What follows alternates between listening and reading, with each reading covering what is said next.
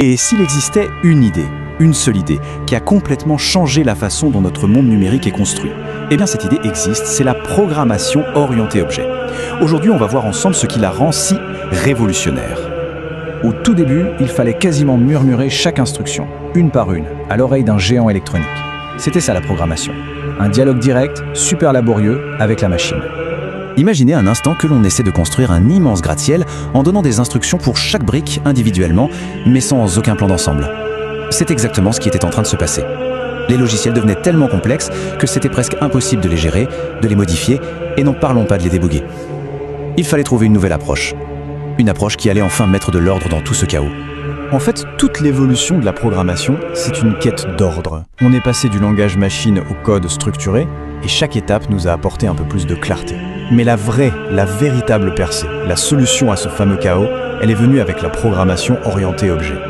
Alors, c'est quoi exactement la programmation orientée objet, ou POO comme on dit? En gros, c'est un changement total de perspective. Au lieu de penser en longue liste d'instructions, on va commencer à imaginer un monde rempli d'objets qui interagissent entre eux. Pour bien saisir l'idée, on va utiliser une analogie toute simple. Pensez au plan d'un architecte. Le plan, ce n'est pas la maison, bien sûr, mais c'est la description complète de ce qu'est une maison. Et à partir de ce seul et unique plan, on peut construire plein de maisons, chacune étant un bâtiment bien réel, bien unique.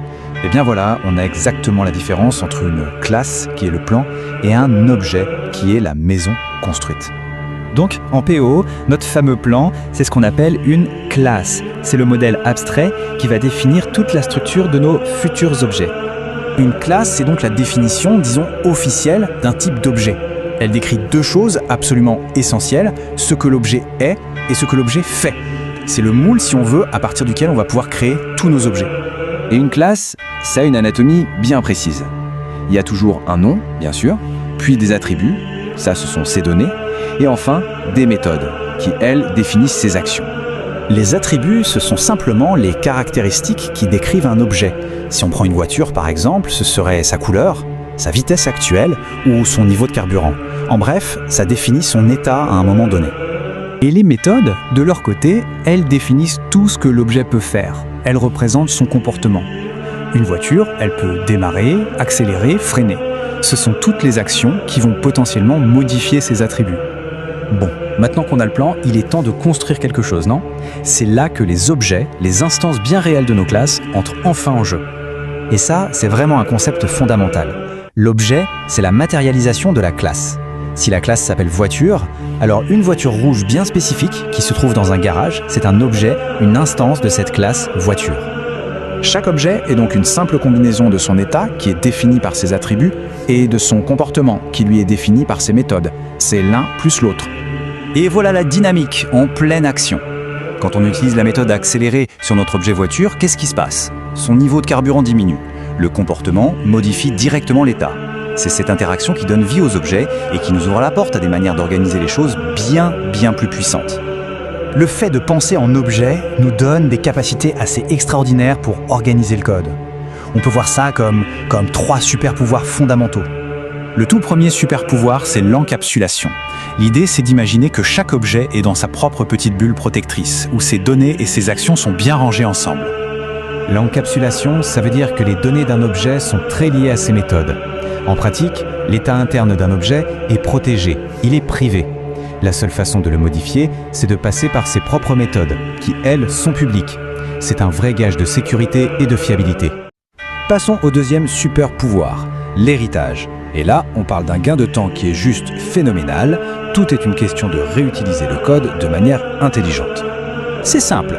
On peut créer une classe très générale, disons véhicule, avec des attributs comme vitesse et des méthodes comme démarrer. Ensuite, une classe plus spécifique comme voiture peut hériter de tout ça et y ajouter ses propres particularités comme un nombre de portes. On ne réinvente pas la roue à chaque fois, on la perfectionne. Allez, le dernier super pouvoir. Le mot peut faire un peu peur, polymorphisme. Mais l'idée derrière est en fait assez simple. C'est la capacité de prendre plusieurs formes. Cette analogie est juste parfaite. Même si un chat et un chien sont des objets très différents, ils appartiennent tous les deux à la catégorie animal.